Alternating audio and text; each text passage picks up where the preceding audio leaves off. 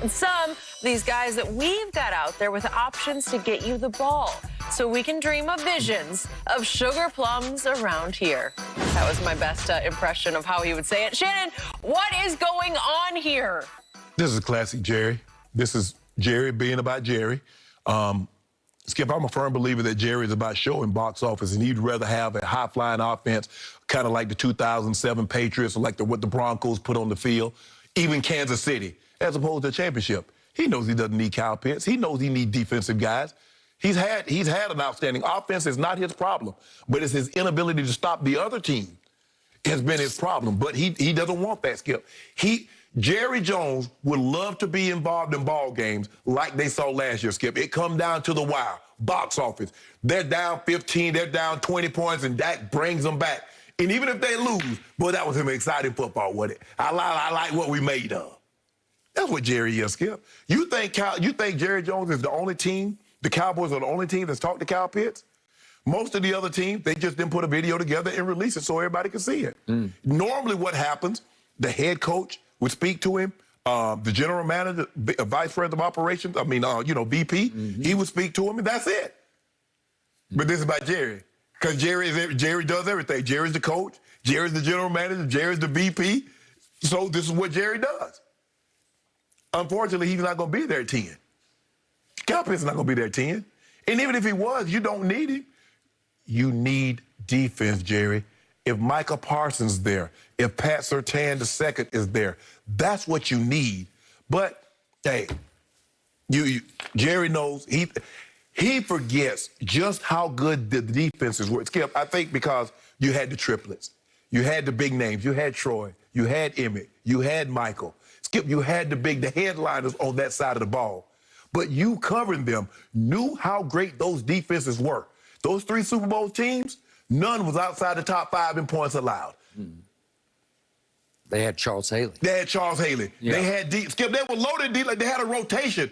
They go Leon Lett, they go Tony Tolbert. He was very good. Yes. Yeah, I agree. Russell Maryland. They were loaded on the defensive line. And those young linebackers. But Jerry's like, but all everybody really talked about, Skip, was the triplets. Michael, Troy, and Emmett. Yep. And that's what Jerry wants. Jerry wants box office. Unfortunately, I can't disagree with much of what you said. Jerry Jones just wears me out as a Cowboy fanatic because he makes it so difficult on his team to succeed because his ego is more important than W's or L's. It's all about Jerry. He is the face of the franchise. He is the voice of the franchise. And you can't tell me that he didn't sanction this. Of course he did. This was his order. We're going to release video of what was supposed to be a private, you know, it was obviously a Zoom-type conference because of what we're in you can't release somebody's conversation without them. No, and I don't know if they got Kyle Pitts to sign off on it. It wasn't controversial what he said, but it's Jerry all but welcoming him to the fold. Do you realize what we could do here? And Jerry goes all the way to sugar plums, and it's from "'Twas the Night Before Christmas," as you, if you might remember. The children were nestled all snug in their beds while visions of sugar plums, which is hard candy, danced in their heads. So Jerry's going "'Twas the Night Before Christmas" to Kyle Pitts like we could have Christmas morning if we land you in the draft. Well, he's already shown his hand on this because he's already said publicly, no, I'm sorry, Chris Mortensen, I think, reported that Jerry was enamored of Kyle Pitts. So I first guessed this a long time ago. It might have been 2 months ago. I told you sitting right here that Kyle Pitts will be better at his position than any of these 5 top quarterbacks will end up being at their position. They're more valuable because they're quarterbacks. Well, you also said that if Kyle Pitts is there, Jerry should take him too. I did, and I still believe that. But if you have any hope of Kyle Pitts falling, which he will not do, he's not going to fall, but if you have any hope of him falling to 10, why would you continue to telegraph your love for Kyle Pitts? Because you don't want to send messages that the Cowboys are just sitting on Kyle Pitts because somebody will talk themselves into taking Kyle Pitts before you. Could be your Broncos at 9. They could finally just say, yeah, we need a quarterback and whoever's still there. It could be Justin Fields. It could be Trey Lance. Might still be sitting there. Hey, it could still be Mac Jones sitting there. And your Broncos are going to have to say, okay, do we want to plunge on one of these quarterbacks? But it's Kyle Pitts. And Jerry's sitting right on. We can't let Kyle Pitts go to Jerry Jones, and they might just take him. So why would you do this? Why would you release this video? It's counterproductive to what you're doing in the draft because you need to keep your cards close to your vest. But it does with your ego, Skip. It's like, look at me, I'm talking to Kyle Pitts. And tell him how good we could be if we were to have him in the fold. It's all about Jerry. He's a great young man. He'd be a good son for me. I could have another son, right? This is ridiculous. I'm sorry. And then they let it would be okay to maybe cut the video at Jerry sort of welcoming him or speculating on how great it could be. But they then let Kyle Pitts talk, and they let Kellen Moore continue to roll the video out because it was about 2.5 minutes of video that they released publicly. And Kellen Moore asked Kyle Pitts, who was your toughest defender that you faced in college? And he went to J.C. Horn, the South Carolina corner.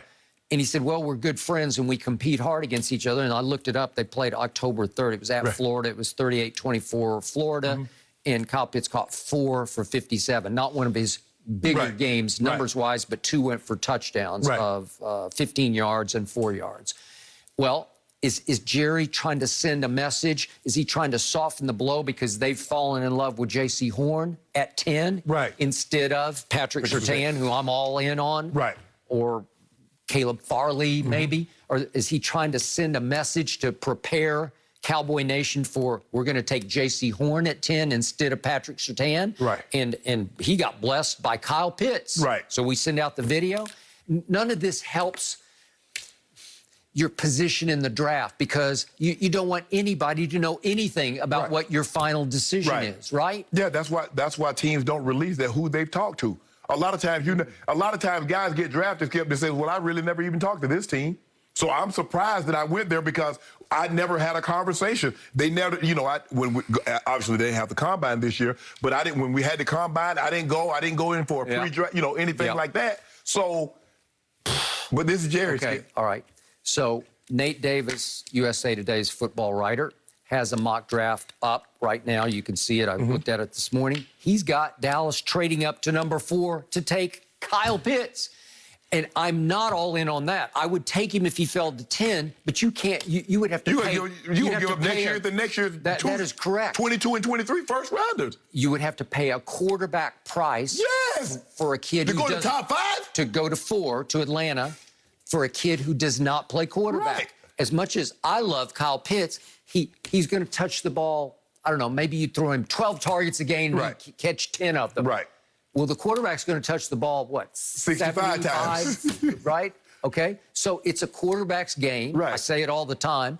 You can't pay a quarterback's price to move up to take Kyle Pitts. That would be suicidal because you cost your team forever. Well, you can't throw Kyle Pitts 12 targets, Amari Cooper 12 targets, CeeDee Lamb 8 targets, Michael Gallup 8 targets, and then, you still got other tight ends. Blake Jarwin is coming back, Schultz is coming back, a couple of balls to Pollard out of the backfield. There's only so many passes in the course of a game that you could have, Skip. Okay.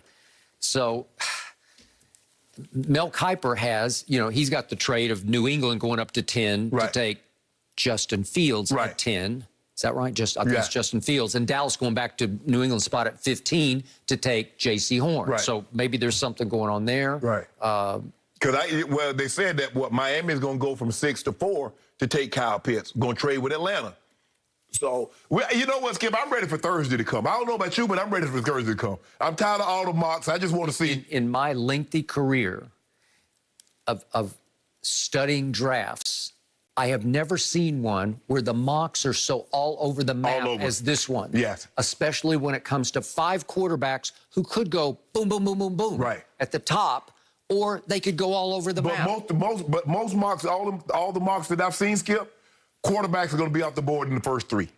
That's one thing that I think all of them have agreed on from what I've seen. Quarterbacks are going to be the first three things. The only mass agreement is on number one. One, yeah. But not real.